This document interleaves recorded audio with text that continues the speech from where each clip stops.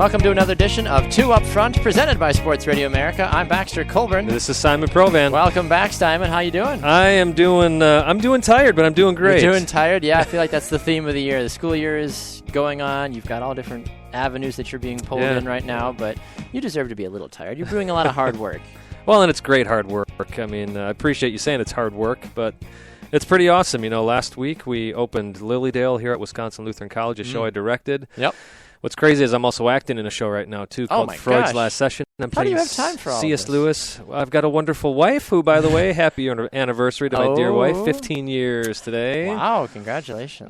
So it all starts with her, and I've got wonderful kids who support what I do as well. But yeah, going to Tech for Freud's Last Session next week, so that means, you know, I'm there late nights again. Of course. So that means I'll have another week away from Two Up Front. So for all you folks out there. We'll miss you next week. But Corey Plath, man, great job last week. Thanks for stepping in. He did a fantastic job. And filling in once again. Yeah, he's kind of just become that sub for the show, you know. So if we ever need to, if ever gets the extra time and we need to put in a guy, Corey's the guy to sub in for us. And you're busy yourself, all the writing you're doing. And I am, writing for a few different games. places, calling some games for a few different colleges and local radio stations. Writing for HNGN.com as their lead soccer writers. So it's been quite the interesting time. But we want to remind you that you can catch us here on Sports Radio America from 3 to 6 p.m. Eastern on sportsradioamerica.com, live 365, and tune in. You can also watch us on Periscope. Hello to all of you on Periscope. Somebody just asked us a question about the Columbus Crew. We are going to get to that. We will. But a little bit later on in the show. So if you have a little bit of time, hang out, you can check us out. You can also listen to us on demand anytime you want to, though, on Spreaker.com, on iTunes, and on iHeartRadio as well. And then we are also on social media, Simon. Well, yeah, we're on Facebook. We are Two Up Front Soccer, or Two Up Front, rather. And then on Twitter, we are at Two Up Front Soccer. And Twitter for you, Bex. See, it's been a few weeks. Apparently. This is what happens. This is why I wrote it all down for me. I was like, what do I need to say? When you don't practice well, you don't play well. It happens. It absolutely happens. Anyways, Baxter is on Twitter at Baxter Colburn, and I am Twitter at Simon Provan. I'm going to say, if we ever forget our Twitter handles, that means we've forgotten our names because they are our first and last name. Right. So thankfully we've kept it easy. It's not like Baxter _Q94. You know, it's like none of that stuff, thankfully. It's very pretty straightforward. Simple. Yes. But I'm glad to have you back in the studio, Simon. We're excited to get this show on the road. A lot of exciting things to talk about. We'll be talking about the EPL a little bit later on in the show. All the I don't want to call them foolish, but all the rumors that are the transfer rumor mill is continuing to brew in England. So we'll talk about some of the clubs and players that are getting interest from mostly English teams. And then we'll also have our new power rankings for Major League Soccer and our predictions and just some other stuff that always happens. Yeah. For example, I'd like to. You and Corey were talking about the FIFA 2016 coming out, and specifically talking about the 13 women they had to remove from the game because the NCAA said to EA Sports, "Hey, these are still college athletes, so we really don't want them in the game." One of the things I loved your conversation about it, but one of the things I wanted to point out, and I know you gave me a little bit of an update on this, but I find it a bit ironic that the NCAA is suddenly concerned about players being in a game when for years they've had NCAA basketball, NCAA football. I know, as you told me, they've stopped doing the NCAA football. But nevertheless, it just screams conspiracy theory to me. Now, Baxter, I know I always come off it as a conspiracy theorist and guilty as charged, but someone's got to be that kind of Simon. The last time I came up with a conspiracy theory was with Manchester United and De Gea, right? And look how that turned out. Exactly. So if you weren't listening to the show, then I had talked about how it seemed very fishy that all of a sudden Manchester United wasn't doing well in the league. And suddenly they just missed by a few minutes getting the transfer papers over to Real Madrid. I had said then that whole situation is just fishy. Well, and I said then, it seems to me that Manchester United did something here because they realized how bad they're doing in the league. They realized they need De Gea in goal. And lo and behold, what happens the next week? He starts. And now where's Manchester United sitting? Second in the league, just behind Manchester City. And that makes you wonder, though, too, if they had brought over Keylor Navas, how well he would have played. He's not a bad goalie. Exactly. You know, it's one of. I mean, if he can be the starting goalie at Real Madrid, you'd assume you have to be fairly good. Right. I would think so. You know, so I don't really know. You will never really know what the lesser of two evils were out of those. If Navas or De Gea was the better goalie for United, but De Gea, he's at the team for at least 4 more years now. There was all that speculation about whether or not he Well, would and that's maybe part of go it too, right? January. All of a sudden, it's a 4-year deal that he signs. Yeah, well, the timeline was, okay, he's going, paperwork didn't go through, we're going to negotiate, so he goes in January in a free transfer. Just kidding, he just signed a new 4-year deal. So it in all other happened words, within like 3 days. And as a writer, I'm just like, okay, this is the story. No, this is the story. Yes. Oh, what's going on? It's just my computer exploded from all the De Gea stupidity. And the selfish part of me thought, well, hey, at least I was right. Yeah, exactly. So I'm not crazy. You're not. So this is going back to the whole discussion that you and Corey had. Yep. It seems incredibly selfish by the NCAA to all of a sudden say, we don't want these 3 women in this game because they're NCAA athletes. Well, 13. Is it just coming down to money? It very well might. That's the hard part about this, and I actually heard a different discussion with a similar idea of the websites that play daily fantasy sports or weekly fantasy sports like DraftKings or FanDuel and a lot of those other sites. They feature college football and college basketball, like players that you can draft and wager money on how those players are going to do, and you can win thousands of dollars based off of how those players perform. Those college athletes aren't seeing a dime of that money. Right. Should that be illegal as well? It's like it's such a college sports and just the professional world and money and fantasy and everything else. And the biggest problem with this, web. It is, and the biggest problem that we have with this is that it's not like those women would see a dime from that game. They're not going to. So there's no way it messes with their eligibility whatsoever.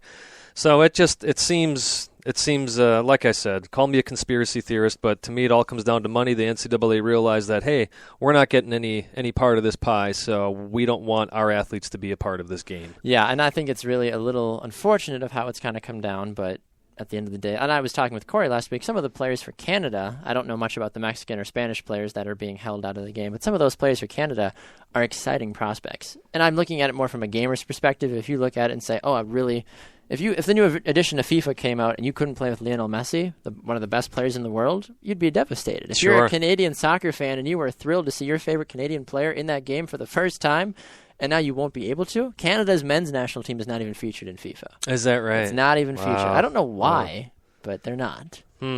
Yeah, I mean, I can't even guess. I mean, other than that, they haven't been in a World Cup since '86, but still, they're still legitimate. They have countries like Bolivia and some of these other small South American. Bolivia's done well, though. They've been in World Cup. I feel like, with Canada and such, they would be, with the younger, talented players they have. Do they at least have the Canadian MLS clubs in the game? Yes. Okay. Yes, of course. Just making sure. They do. It's FIFA, so you never know. No, it's true. That's a fair point. I completely understand where you're coming from on that one. But, yeah, it's the FIFA ladies. I hope that they figure something out with it. Whether or not they end up is yet to be seen. Because FIFA, as we know, as much as we love FIFA, in terms of certain aspects of it, we are embarrassed most days to be associated with it, kind of like CONCACAF by living here in the United States. But the CONCACAF Champions League is going on right now, Simon, and MLS is doing fairly well. Would you say so? Absolutely. Out of the 4 American MLS clubs in Champions League, they are all in first place in their groups. The tough thing was Vancouver and Seattle are in the same group. And, man, Seattle has just handed it to Vancouver. They beat them in league play, and then they went out and beat them in Champions League play. They're just rubbing salt in the wound, honestly. And that basically solidified the group for Seattle. They got 7 points out of their 4 games. Vancouver and Olympia are going to be playing.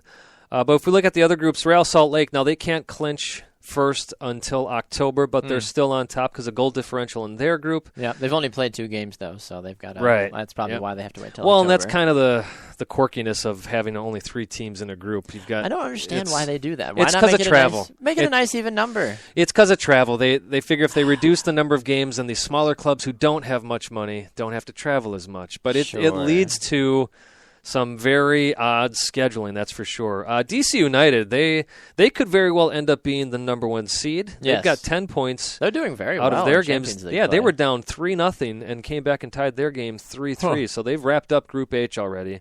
They've played their 4 games. They've got 10 points. There is, I believe, there's one Mexican team that can catch them. Well, there's a couple of teams that can catch them. Yes. Actually, the Galaxy can catch them as well. Yeah.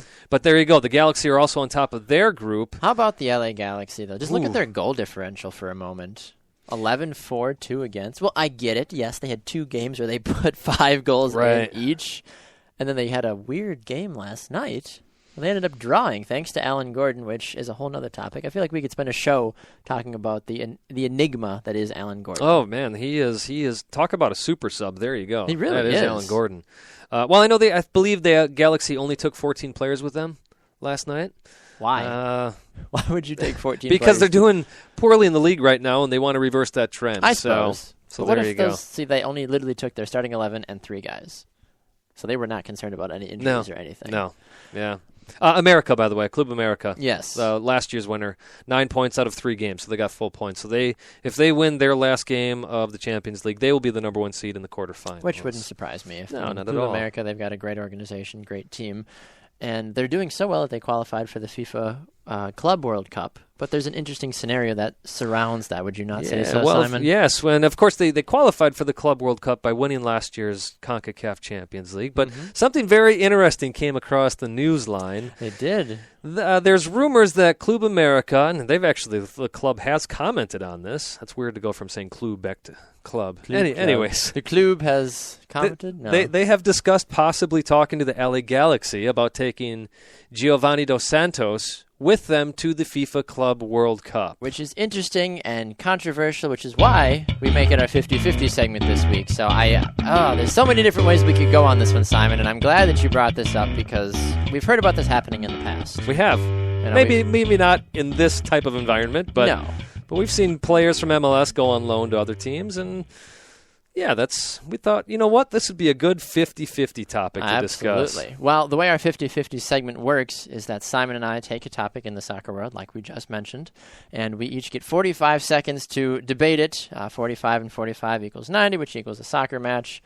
That's one of the cute little things we do here on the show to make us chuckle and say, something to do with soccer. It's some people will be like, well, I don't get it. And other people are like, oh, well done. So thank you for those that laughed or just smacked your head on your desk as you're listening. Either way. I do that every week, so exactly. You're not alone. Oh, come on. Well, Simon, you were not here last week. Would you like to go because you weren't here? Or would you like me to go? You know what? I can go first on this. Sure, why not? Okay, fair enough. Well, with 45 seconds on the clock, sir, your time begins now. All right, so we're asking, is this a silly thing or is it not? I think on the surface, yes, it's silly, but if we look at precedents, I'm kind of okay with this. The fact that we've seen David Beckham go on loan to AC Milan for half the MLS season 2 times, that set the precedent for everyone. Yes, we've seen players go on loan for that January break, which I think is great. But MLS Cup will very well have been wrapped up by the time Dos Santos would see any time on the field at the FIFA Club World Cup. He would be referred to not just as a Club America player, but as an LA Galaxy player, so it would show well for the league, especially if Club America does well. Granted, Mexican teams don't tend to do well in the FIFA Club World Cup. But overall, I say the precedent has already been set, so sure, send Dos Santos out there for a game time. Interesting. All right. Well, now the flip side here, 45 seconds. I will take the honors here to press the start button. All right. And I'm pressing it. Go. Okay. Well, I think that it is a stupid idea, honestly, because you don't take a player for one game. We heard about this last year in the CONCACAF Champions League where Montreal made it far in the tournament, and they were talking about getting players loaned in for just one game, which is highly illegal because there's a contract agreement that goes so accordingly. Yeah.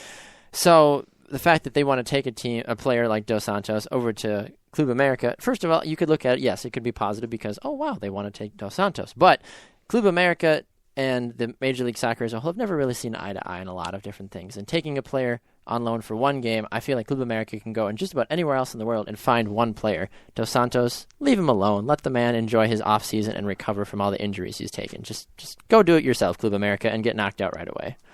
There you go. Time's up. Now, as I did talk about how the Club America did mention, they did acknowledge that this is a conversation that they were thinking about having, but they also came out and said they know the possibility of it happening isn't quite realistic. Plus, they don't want to do any disservice to the players they already have, and that's the one thing I do think about. Imagine being a player who all of a sudden pulled out of the starting lineup because Dos Santos by the way, we got there. Giovanni Dos Santos. Yeah, you almost feel like you're playing in MLS. If he's not getting, the starting time for the Mexican national team. Imagine if you're a Mexican national team player on Club America and you get bumped for Dos Santos. Yikes. That would not go over well. Yes. There'd be a few angry Mexicans, and we know we'll take care of that in October when the U.S. takes them out. But we don't want to. I hope that's the case. They're dealing with some injuries, but like Rafa Marquez being one of the guys that they're talking about being injured. I'm not really worried about Rafa Marquez. Yeah. Guardado, though, being out for 6 weeks, that's a big deal. That could be. That's a very big deal. We'll see what happens with that. We're going to go to a break. When we come back, the transfer rumor mill is swinging hard, and it's barely a month into the EPL season. We'll be right back. This is 2 Up Front.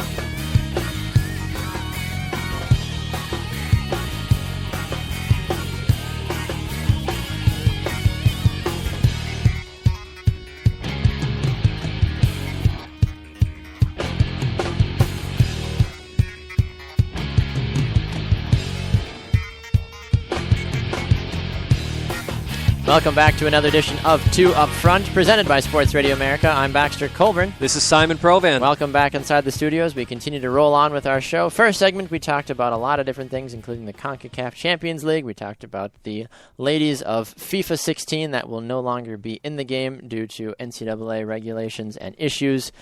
And then we had our 50-50 segment talking about Giovanni Dos Santos possibly going to Club America for the FIFA Club World Cup for just for the tournament, going out on a short loan, and Simon and I offered our thoughts about it. Go back and tune into it. Let us know your thoughts. You can also tweet at us at 2UpFrontSoccer. You can tweet at Baxter Colburn, at Simon Provan, and then you can go back and watch the show on Periscope as well, if you are so inclined.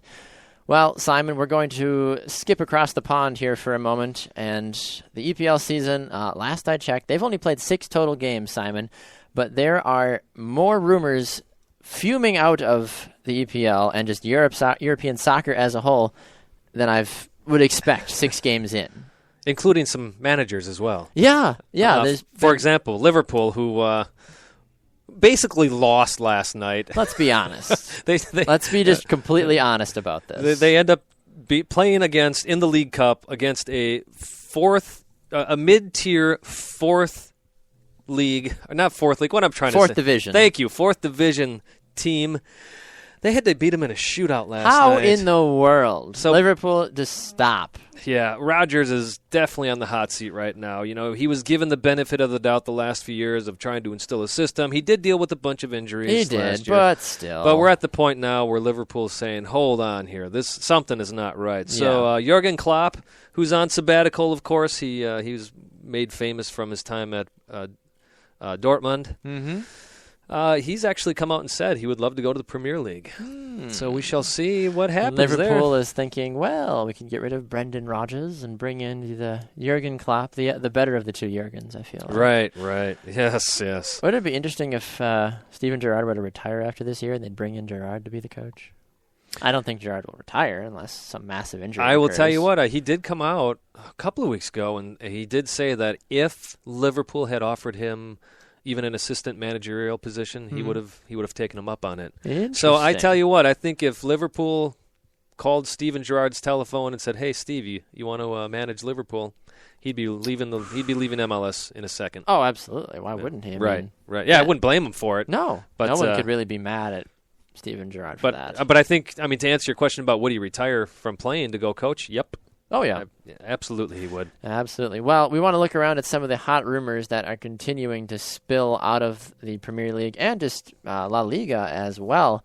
I've come to this realization, Simon, and maybe I'm late to the party, correct me if I'm wrong, that if you are Manchester United, Real Madrid, Barcelona, Bayern Munich, and Arsenal, and Paris Saint-Germain, and Juventus, you just trade players. About every year, every 2 or 3 crazy either. But every 2 or 3 years, you just say, hey, here's some money. Now you get them for a few years. We'll check back in a few years. Maybe we'll buy them back. Maybe we'll loan them back.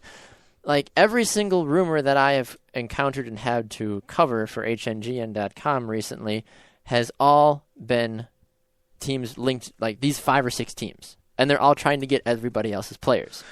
Yeah, and Baxter, I will say this goes back to what we talk about, how following these leagues, let's face it, can be a bit boring sometimes. It is. Because it's always the same teams that are in the discussions.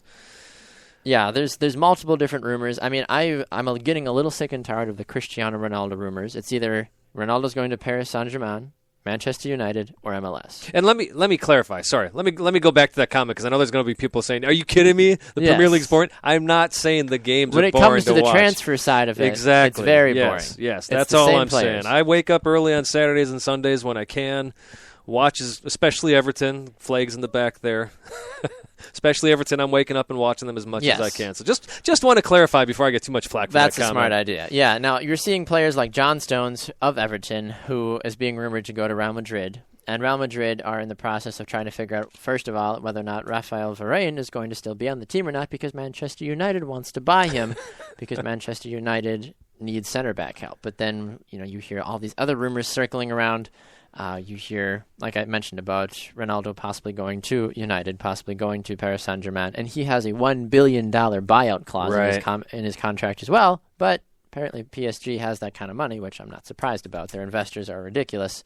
I don't feel like United has that much money, though, to afford a $1 billion buyout clause for one player. Yeah, I don't know if the Blazers would go for that. I'm not sure about that. Let me ask you this. Are there any rumors you've come across that you see as quite legitimate?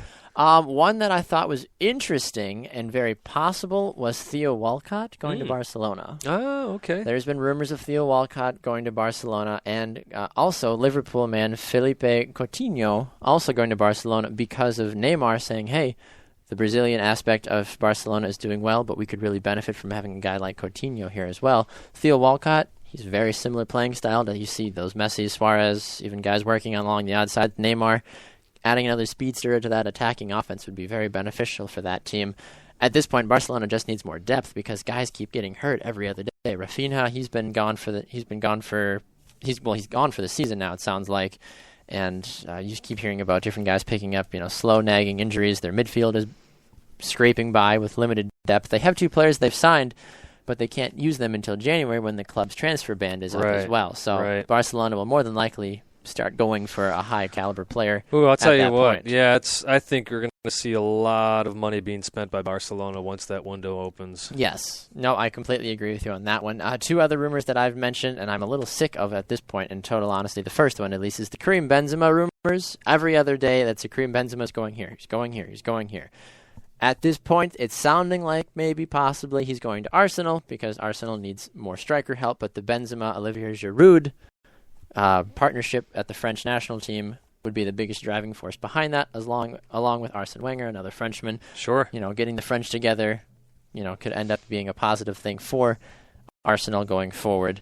The one rumor that I've heard recently that has kind of surprised me has to do with the quote-unquote soccer god, as he's being labeled now, after his 5-goal in 9-minute performance. Robert Lewandowski is being labeled a soccer god, and he is rumored to be targeted by Barcelona, Real Madrid, and Manchester United.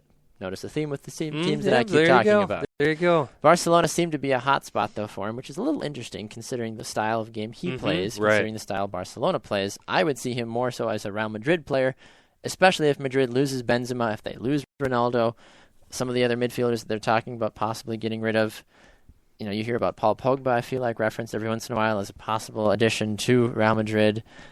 Barcelona maybe going after Lewandowski seems a little odd to me, but it's also something that could happen, I suppose. I mean, would Munich let him go? That's the thing. I don't necessarily know if Munich... I think Munich is at that point now. If he came on as a second-half sub, I feel like Munich is almost take it or leave it with Lewandowski, which is a little weird with a player like him. And I get it. Yes, he's been struggling a little bit, but when he comes off the bench and drops 5 goals, not against a bad team. Wolfsburg is not a bad team. They're rumored to be one of the top teams in the Bundesliga this year. And then he drops 5 goals in 9 minutes. It's like, what do you expect from him? I mean, pay that man more money or send him to a team that he's going to get starting time on. Yeah. So a lot of different rumors swirling around. Last one I wrote about today was Arsenal, of course, again.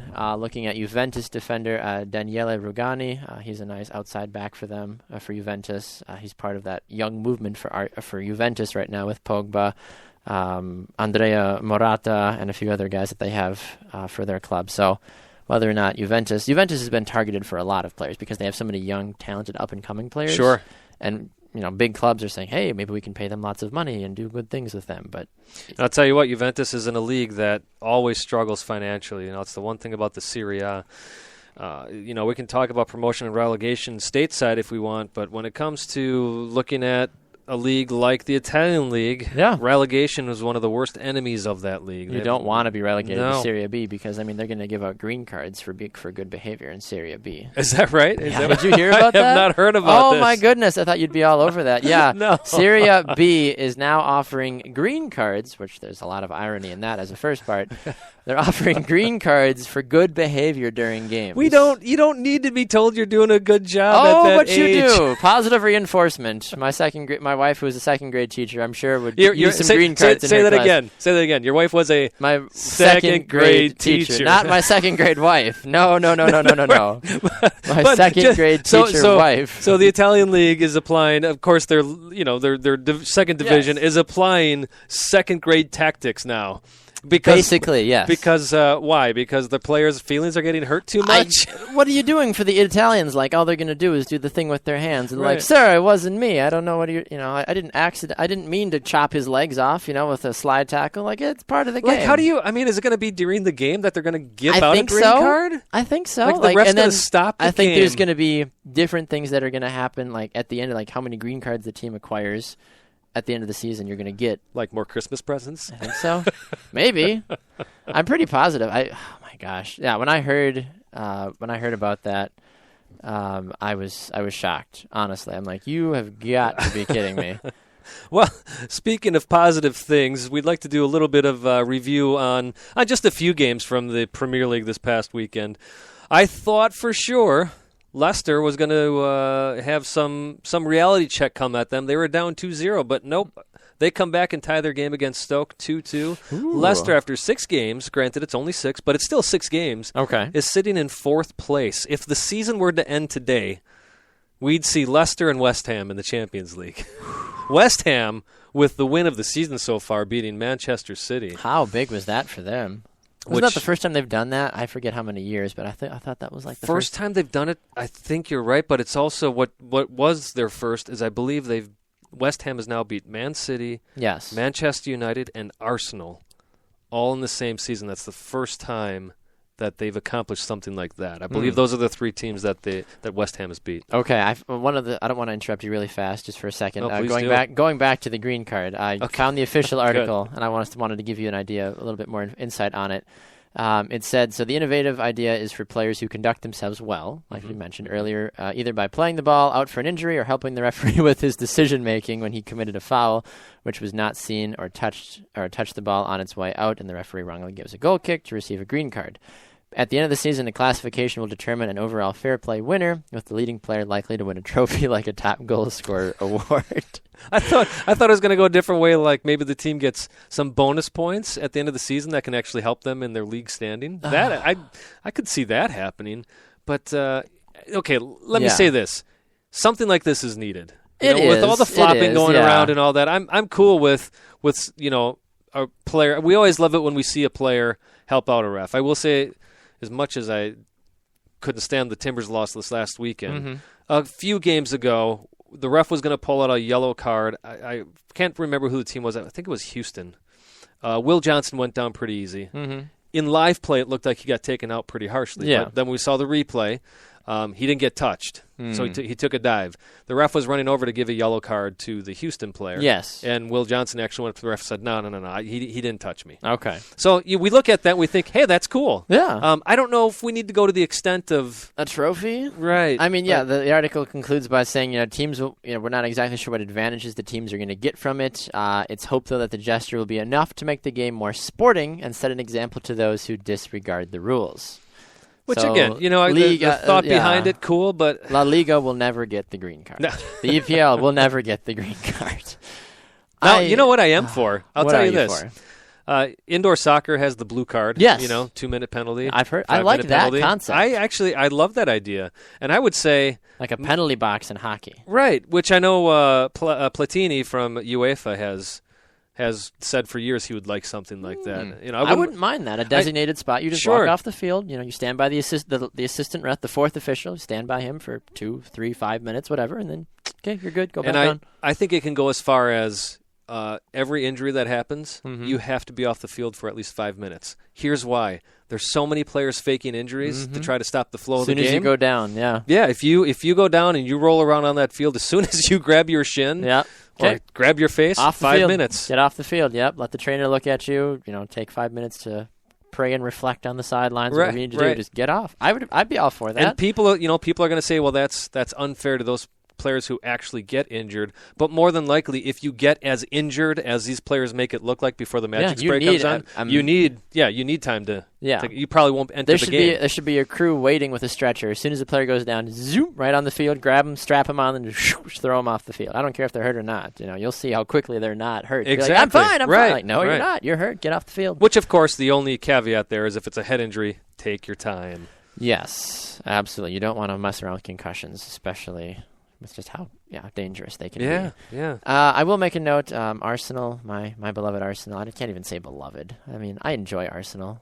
I fancy them. I understand. I don't love them. Just because EPL, when you cover a league, it's hard to love a certain team because you're always talking about so many different teams. But Arsenal, I will say this, though. I find it interesting that they are moving to a job share at the center forward with Theo Walcott and Olivier Giroud. Well, I think they needed to after Giroud has been not performing very well this year. Exactly, yeah. There's been struggles for Walcott and Giroud, but Giroud especially, although we saw Joe Campbell start for Arsenal yesterday when Arsenal took out Tottenham 2-1 in the third round of the Capital One Cup. But it is good because they don't have a lot of depth.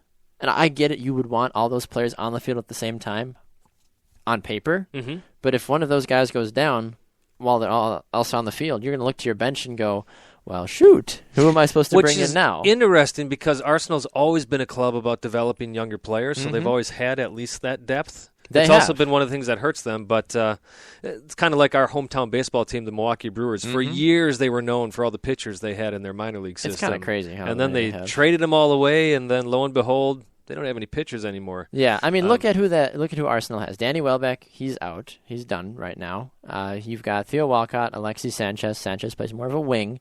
You've got Olivier Giroud and Joe Campbell. They've got 5 total forwards, 4 active forwards on the roster right now. Theo Walcott's got 2 goals. Sanchez has 1. Giroud has 3 goals. I'm sorry. Giroud's got 2 goals. Walcott's got 1 goal. None of the other forwards have scored yet this year. If you're Arsenal, I understand they've got actually a pretty good midfield. If you look at the players they have on their midfield, they've got, they're a little bit older, but they've got a good midfield. Theo Walcott, I feel like he's better suited out wide. Same with Alexis Sanchez. That's great. They're listed as forwards. Ronaldo's technically a forward, but he plays out on the wing. Same with Messi. You don't see a traditional center forward with these guys. Giroud is a center forward. Joe Campbell is a center forward. These other guys belong on the wing. So if you're Arsenal Wenger, you do want to bring in a striker or 3 in this coming transfer season. Well, and the curious thing is they're still sitting in 5th place, so they're still in that They're Europa doing something League. right. I mean, you could be Liverpool or Chelsea, who are sitting in the bottom half of the table. Chelsea looks like they're struggling for a relegation fight, which is just amazing. Which you can see now why they went so hard after John Stones from Everton. Yes. And you can also see why Everton kept saying, we don't care how much you guys offer, we're not selling this player. We need him. And Everton is sitting in 6th place. Yeah, I mean, you've got to be commendable of Everton. How has Tim Howard played so far for the club? Well, I've heard fairly good. Yes, he had a great game against Swansea. Another shutout for him. Of course, Everton also got shut out, so 0-0 draw. But he's looked very well these past couple of games. In fact, when they played Tottenham, one of my friends there from Norway, Frody, I don't know if you're listening, but if you are, hey buddy, he had sent me a text. He's a Spurs supporter. Oh, interesting. And he had even commented that the only reason we drew that game was because of Tim Howard. Yes. And Tim Howard's been playing fantastic. I won't be surprised if we see him in goal for the CONCACAF Cup. And I was just hold on. I wouldn't be surprised if somebody who was coaching the team actually played players where they should have. So I guess I won't be surprised if we don't see him in goal either for the CONCACAF Cup. That's kind of the statement that Corey and I made last week because we talked about that. We selected our 23-man roster last week about who we would choose, not who Klinsmann would choose, who we would choose.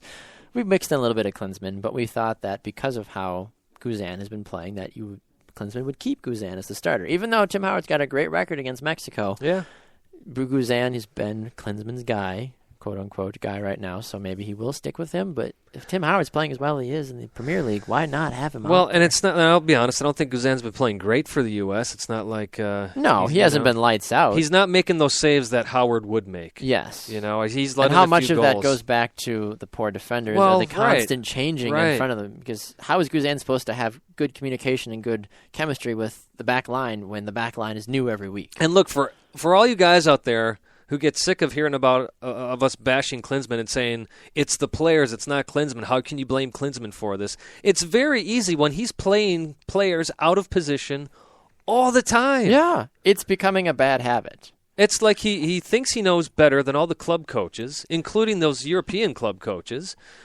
How many of those club coaches contact Klinsmann after games and say, hey, why did you not play my guy here? You know that my guy has scored X amount of goals by playing this position. Why did you play him at this position? Or why is Tim Howard not starting? Why are you starting Brad Guzan?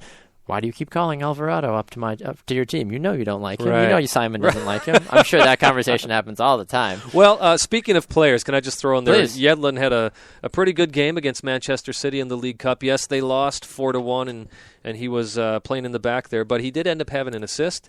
Good for him. The head coach, I don't know how to say it, advocate, something like that. I think it's advocate. Yeah, but he had high compliments for Yedlin. He said he doesn't know if he'll be starting this weekend, but he was very well pleased with how Yedlin played. So that's great to hear. That's good. That is huge to hear. Congratulations to DeAndre Yedlin. Now, you mentioned this upcoming weekend, Simon. Let's briefly just look at the games coming up this weekend before we skip off to another break. A game to definitely be keeping an eye on, 2 or 3 actually. You're going to want to keep an eye on Tottenham versus Man City. That game taking place early on Saturday morning, at least here in America. That's the 6:45 6:45 a.m. I might be sleeping at that time. Yes. Well, I don't know. We have to leave out of town for a wedding, so if my wife has anything to say about it, I might be able to catch that game. Arsenal takes on Leicester. Traditionally, I'd take Arsenal in this game, but I will. It's at home for Leicester. I'm taking Leicester for this one. I wouldn't be shocked at all. Liverpool, Aston Villa.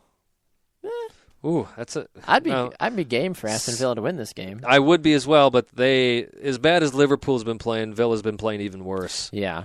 No, I agree with you on that one. And if you're Sunderland, this is just your tour of Manchester this week. They lost the City. Now they take on United. Things might go from bad to worse for the Black Cats. Yeah, this is the stuff that does confuse me, is for a coach to say, hey, a player played great. I don't know if I'm going to play him this weekend in league, though. You haven't won a single game yet. You think it's time for some changes? Yeah, that would be too easy, Simon. You know that. You know that's not how the soccer world works. Right. Southampton takes on Swansea City. Swansea is recovering after they were drunk on success early in the season, and they've had a bit of a downfall recently. They lost in their in League Cup play, which was a bit surprising. They lost 1-0. I forget to who, but they lost. Stoke City takes on Bournemouth, or however the British say it. Mm-hmm. West Ham takes on Norwich. Norwich. Sorry. There you go. Norwich. I got to talk to Simon Mitchell more. He's the Norwich guy.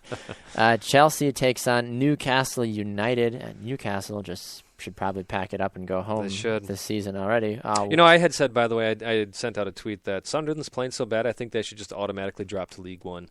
Yeah.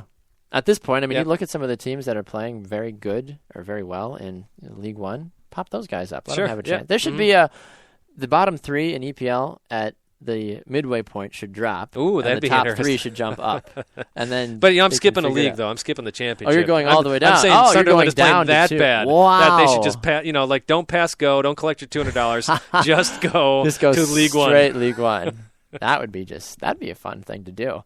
On Sunday, you've got Watford and Crystal Palace. Crystal Palace has been playing fairly well recently. Sure. Watford, they're just happy to be in the Premier League, let's be honest. And then on Monday, if my computer wants to cooperate, which doesn't look like it's going to. I'll tell you, it's WBA and Everton. So West Albion taking West on Brom. Everton. And how do you feel about that game? How do I feel? I think Everton's going to take care of business there. Yeah. It's West Brom. I'm not too shocked. I'm not too worried about them. They've only got 8 points through 6 games.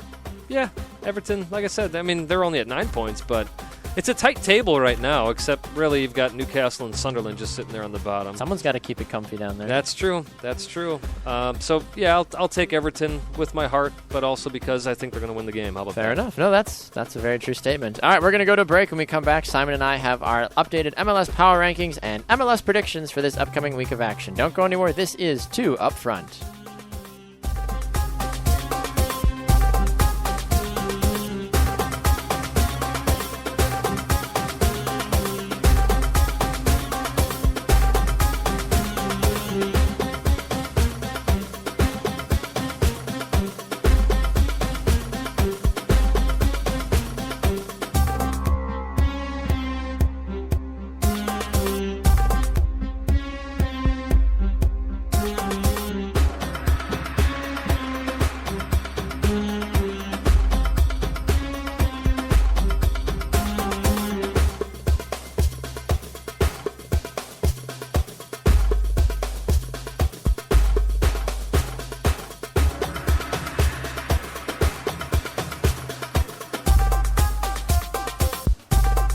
Welcome back to another edition of 2 Up Front, presented by Sports Radio America. I'm Baxter Colburn. And I'm Simon Provan. Welcome back inside the studio as we continue to roll on with our show. We've got a great show so far. If you enjoy the show, why not go to social media? Give us a like on Facebook at 2 Up Front. You can also find us on Twitter, 2 Up Front Soccer.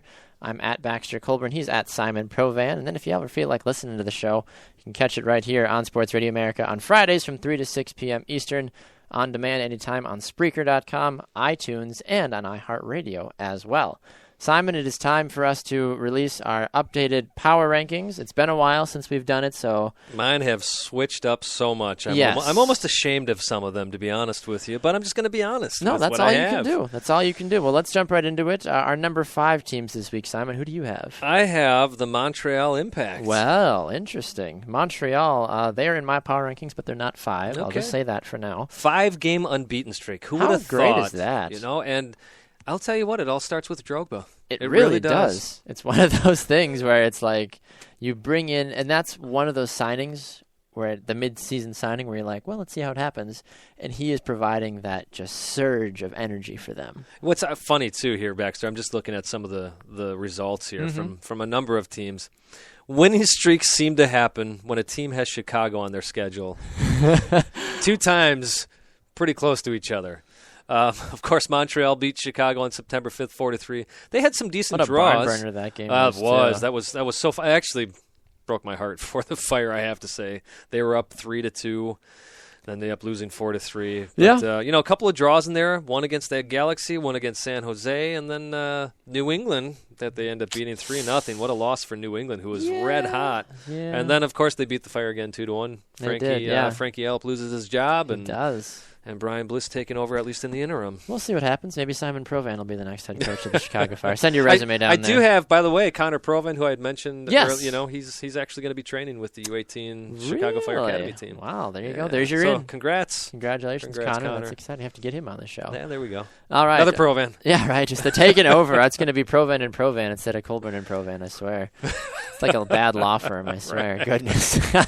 Who do you got for your number 5? My number 5 is the Columbus Crew. Yes, I know they are. You'll see why I'm laughing. I'm not laughing at your pick. I was like, oh gosh, what did I do now? They're in second place in the Eastern Conference. They have 47 total points. They're looking really, really good, but not good enough compared to some of the other teams. Their last few games have been interesting. They beat DC United. They beat Philadelphia Union. They lost 3-0 to FC Dallas. That's kind of that defining factor for me right now. Then you see them beat NYCFC. They should have. And then they beat Sporting Kansas City 3-2, which... Sporting's been horrible. I was going to say, how much does that really carry? They drew with New York City 2-2, and then they beat the Colorado Rapids 2-1, who we thought for a brief moment might actually be good, but then we all woke up. They fooled us again. We woke up I even said, you can't fool me twice, and they did. Oh, man. Yeah, not good at all. Well, here's why I'm laughing. Why are you laughing? My number 4 is Columbus. Well, perfect. And my number 4 is Montreal. Exactly. Oh, goodness. So we flipped on those two. We have. We don't really need to, elaborate. We kind of share the same viewpoints. Montreal, the Drogba effect, it's working out well for them. Columbus, Kai Kamara. MVP? Not if the league has anything to say about it. Okay, here's the deal. I also wanted to comment on this real quick, you and Corey. I don't think, by the way, that a MVP player can be on a non-playoff team. No. You can be the best player on that team, and if you're not on the team, you're even worse. But looking at it from a league perspective, if you can't get your team to the playoffs, you don't deserve to be MVP. I agree. And I also think at this point, Kamara deserves the MVP more than Sebastian Giovinco. Oh, yeah. Giovinco is playing lights out. I get that. And you know what? He was, right? And Toronto's probably going to make the playoffs. But when you look at the players surrounding each of those guys, not that Kamara has bad players. I mean, Will Trapp's there, Ethan Finley.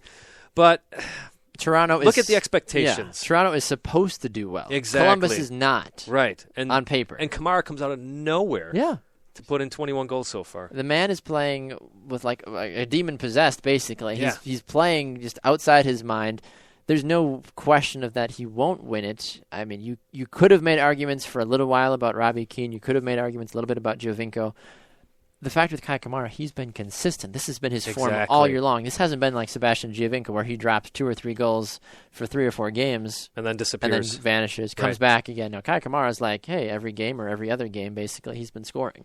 Right. And you can talk about how good of a job Giovinco is when he is on fire. He is. But surprisingly, he is not carrying that team like Kamara is. Whether the crew are playing bad or not, Kamara is on fire. And that, to me, is the difference. He's always playing well. I'd agree. Whereas Giovinco, yes, when he plays well, he's the best player in the league. Yes. But he's not always playing well. And I think some of that, I mean, if you look at the supporting cast, if you take Josie Altidore and Michael Bradley out of the picture, I think Columbus has a better cast around Kamara than Giovinco has around him in Toronto. If you take away Altidore and Bradley. Sure, right. But even if you leave them on the field, they're not playing that well. He still has Bradley. That's the thing. Michael, yeah. Anyways. I don't know. I don't know how to segue into number 3 other than saying, hey, let's talk about number 3. Let's do it, because it's the same. It's the same for both of us. The Cascadia team that Simon usually doesn't like to say. Your parents tell you not to use the S word growing up. Well, we don't use the S word usually here on the show, but we mean the word Seattle. Yes. Seattle Sounders are number 3 on our power rankings this week for both of us, which doesn't happen fairly often. No. Seattle, their last 4 games, Simon, 2-1 victory over your Portland Timbers. They took out Toronto FC 2-1. They drew with San Jose, and then they just demolished the Vancouver Whitecaps 3-0. In league play and also in CONCACAF league play, they just destroyed the Whitecaps. Now, I will say that Portland Timbers game, hey, I'm not going to complain about the refs. Portland had so many shots on goal. They did. They should have won that game, but you know what Seattle did? They put away their chances. And that's what it comes down to. That's all that counts. That's honestly what soccer boils down to at the end of the day. Yeah, last time I checked, the only stat that really matters is that scoreboard.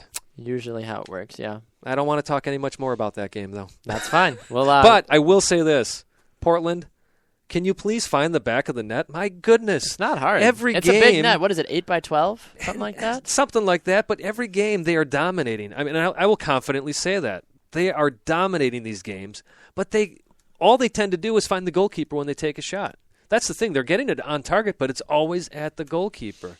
It is so frustrating right now to be a Timbers fan. I will not jump ship. I love my Timbers, but guys, get it in the goal, please. No kidding. Well, they sit in 6th place in the Western Conference. And I'll tell you what, at this point, their schedule is extremely tough. If I had to make a decision on whether I think they'd be in the playoffs or not, I don't think they make it. Well, look at their last 5 games. Colorado, L.A., Real Salt Lake, Sporting, and Columbus. Those are not 5 walk-in-the-park games. No, the only thing that might be their saving grace is that San Jose and Real Salt Lake play each other. That might help. Real Salt Lake plays Colorado, but that could end up hurting them. Of course, they got the Timbers again, but anyways, you look at these schedules and they're all very similar. And with the way San Jose has been playing, they've been decent. Mm-hmm. I wouldn't be surprised if they snuck in. Them or Houston.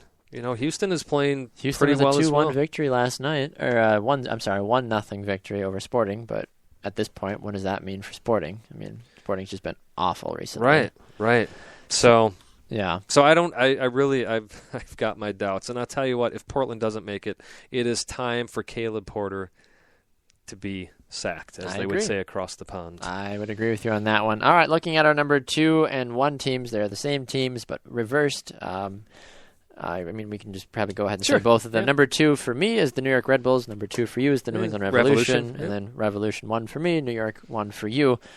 Why don't you do the Red Bulls? I'll do the Revolution. Yeah, I'll tell you what. The Red Bulls, I can't argue with either of these picks, by the way, obviously. The Revolution. It's like a 1 and a 1B kind of. Right. I mean, the Revolution have been on fire.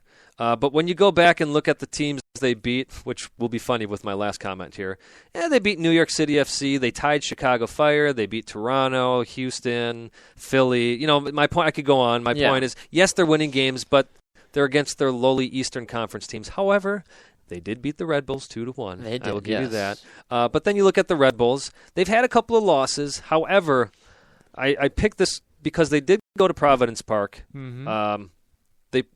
They're playing, even though they have a couple of losses, they're playing consistently well. They are. So I have Red Bulls at number 1, Revolution at number 2, simply because looking at the games the Revolution have won, they haven't been against great teams. And if I had to choose an MLS Cup finalist, right now I'm going with the Red Bulls. Oh, I would agree with you on that one. I don't think that most MLS fans would argue against New York. Even as a Revolution fan, I would be the first to tell you, well, the Red Bulls are better than the Revolution. Yes, I know the Revolution just beat the Red Bulls, but like you said, New England is winning games that they're supposed to win. Right. Yeah, and that win against New York, it's not like New York got rolled over. It was in New England, and New York was putting up quite a fight. They just couldn't. New England played better. That's what it was. It's been one of those situations where Lee Wynn and Diego Fagundes are finally on a small streak of scoring goals, which is nice if you're a Revolution fan. But it's also one of those things where you hate betting for the Revolution because then they go and they get destroyed by Montreal 3-0.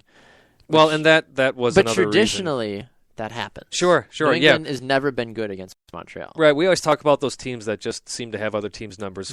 L.A. always has Seattle's number. San Jose seems to have LA's number. Yep. Yeah, we see that all the time. Montreal is one of those things, and I was foolish enough to bet against Montreal. I was like, New England, they should take care of him. They're on a 6-game winning streak, and then that's what happened. How about this? Do you think Laren's actually going to beat that rookie record? Ever since he tied it, he has just been for Orlando City. Yeah, the scoring rookie record. Well, how many games do they have left? They have 4 games left against New York Red Bulls, Montreal, New York City, and Philly. He'll do it the last game against Philadelphia. More than likely. That's where it's going to come down to. It'll be a last-minute goal, and then people will be like, oh, my gosh, greatest rookie ever. And then we'll be like, just stop talking. So I'll tell you what, Baxter, at the beginning of the season, I had predicted, if you remember, that Seattle would win MLS Cup this year. It would be their first one. Yep. I tell you what, because they've got Dempsey back and Martin's back. They're looking healthy. They are looking healthy. They're playing well. Again, I think I would see them and the Red Bulls playing in that MLS Cup final, and I almost see Seattle winning that thing. Interesting. Wow. Okay.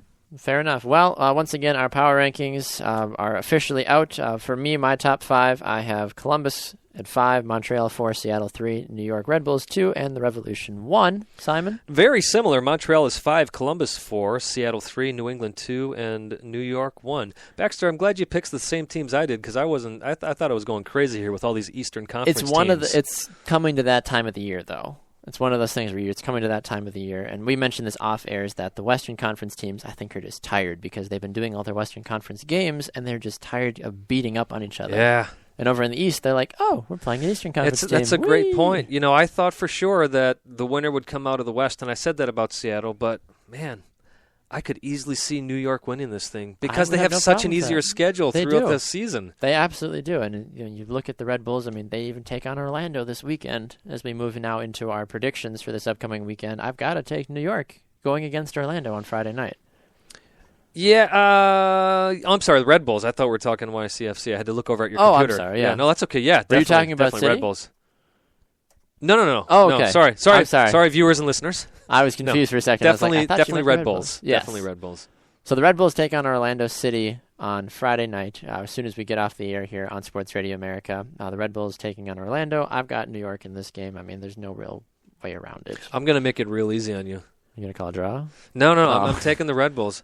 I am calling every home team will win this week. Interesting. Except San Jose and Real Salt Lake will draw, and Seattle will beat Sporting. There you go. There's all my predictions. Boom. Wow. Just like that. And he just drops the pen and walks away. Even DC United against Montreal? Montreal's at home. Oh, I'm sorry. That's what yes. I know, but I'm saying even though that. Yep, even I'm though taking that Montreal. Game, huh? I think DC's done.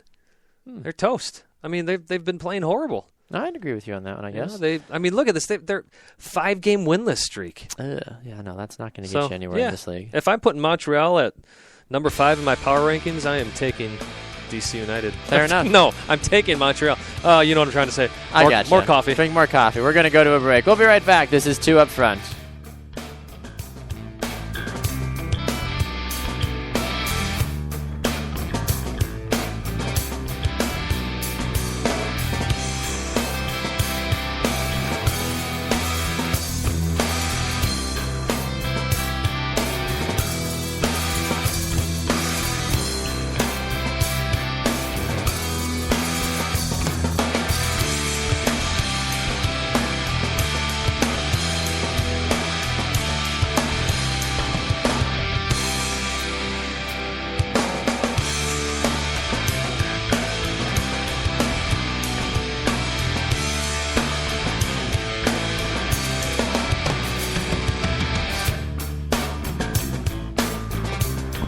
Welcome back to another edition of 2 Up Front, presented by Sports Radio America. I'm Baxter Colburn. This is Simon Provan. All right, Simon, I need to clarify really fast because we kind of just abruptly ended that segment when you were very dropped ambitious. The pen. You really did. You dropped your pen and walked out of the studio with your predictions, saying that all the home teams are going to win. And then I just kind of was like, we're going to break, I guess. But you're right. I'm looking at all of these games. There's really no reason any of these teams should lose. I mean, Seattle Sporting, maybe. That's what I said. I'll take Seattle for the win there. Seattle with that and then win. Quakes and Real Salt Lake, I'm taking a draw. Fair enough. Yeah, looking at these other games, I mean, maybe Portland could beat Columbus. Maybe FC Dallas to LA. Maybe. Yep. DC United could maybe wake up. Doubtful. I wouldn't be shocked, honestly, if the Fire beat Toronto. No, I agree with that. But I just, I'm looking at these games. Houston should beat Colorado. They should. You know, that's another one that maybe Colorado surprises us and takes the points there. Yeah. But for the most part, man, it's all home teams except for the 2 I mentioned. Yeah, Sporting and Seattle. Well, that'll be a fun game to watch. It'll be on ESPN. I mean, I would rather this game be a better Sporting team. Yes. I feel that would make for great Sunday soccer, but that's not where we're at right now with the league. But where we are, though, at this time of the show is...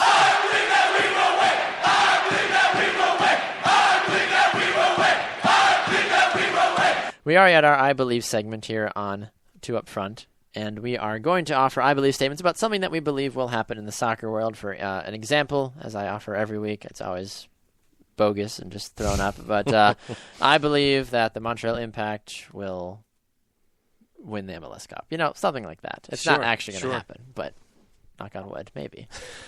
So that's just a general concept of it. So I'll go first, Simon, and give you a moment to think. I've got mine. Okay. I've kind of already said it, but I'll still... Fair enough. Well, I'll go first anyway, just because you got to go first for 50-50. Yeah. So for my I Believe segment, I believe that the 6 teams that are in the Eastern Conference right now in the standings, even though there are 4 to 6 games remaining, will be the 6 teams you see in the 2015 MLS I'm not Cup gonna argue playoffs. with that. New York Red Bulls, Columbus, Revolution, DC United, Toronto, and Montreal. I think Toronto will do just enough.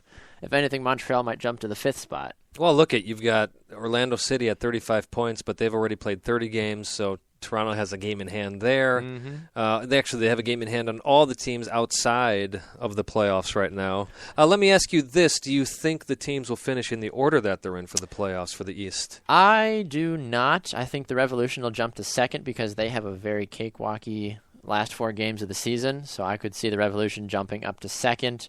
Columbus, I think, will not finish outside the top 3, though. I would be fine with... I think Montreal will jump to 5. I think DC will stay at 4, and I think TC will go down to 6, personally. DC...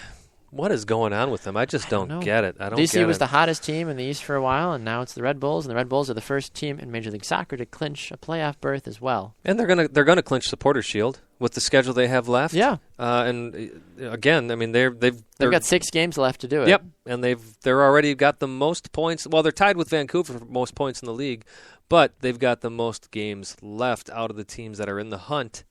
Really, for that Supporter Shield. Yes. So that kind of goes hand in hand with mine. I'm actually going to call it now. We're going to see a New York Red Bulls Seattle final for MLS Cup. New York will host that, and I'll tell you what, I'm going to go back a little bit on what I had said earlier in the season. Red Bulls are going to win MLS Cup this year. What's the scoreline? It's going to be, let's see, I didn't think about that part. 3-2 extra time. That's what I was thinking. 3-2 extra time. Not extra time, but I was thinking the 3-2 affair. I think Martins and Dempsey will go ham for a while. Sure. But then Bradley Wright Phillips, the Wright brothers, as it were, will do some magic, and Dax McCarty might sneak a goal in. I don't think we've seen a lot of Sean, though, lately. We haven't. Yeah. Been a little surprised by that. Well, when you're winning games... No. This is what makes Jesse Marsh smart, is when you're winning games, you keep playing those same players. That's how you do it? That's how it works. Oh. It's kind of unbelievable, isn't it? Maybe we should pass this episode on to the other coaches out there. Well, you know what Marsh doesn't do? He doesn't take important games and experiment with his lineup. Oh. Like, who are you referencing? I don't know. I'm just saying. Sure. Just saying. That's understandable. all. Just understandable. All right. Well, thank you, everybody, for tuning in to another edition of 2 Up Front. Remember, you can catch us on Fridays from 3 to 6 Eastern right here on Sports Radio America, sportsradioamerica.com, right live 365, and tune in. And you can get us on demand anytime you want on Spreaker.com, on iTunes. Download our podcast. Give us a review. Give us 5 stars if you love us, or 1 star if you no. Don't give us a 1 star if you don't like us. We don't want to hear from you. No, I'm kidding. Or on iHeartRadio as well. And then social media, we're all over the place, Simon.